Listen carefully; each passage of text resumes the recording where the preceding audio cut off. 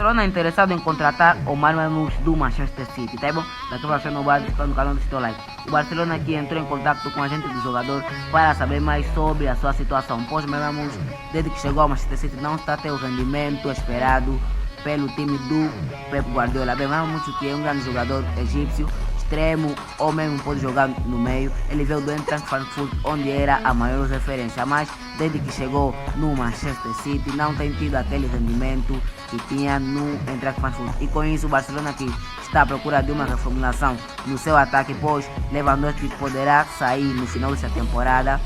Então ele está à procura de um novo avançado, que seria mais como uma segunda opção, pois a primeira opção do Barcelona é Julián Álvares, mas será uma transferência muito difícil. Então, o que você acha? Será que o Barcelona vai fazer bem em contratar o Marmamos ou será que devem buscar outras opções? Então não esqueça de se inscrever no canal e deixar o teu like.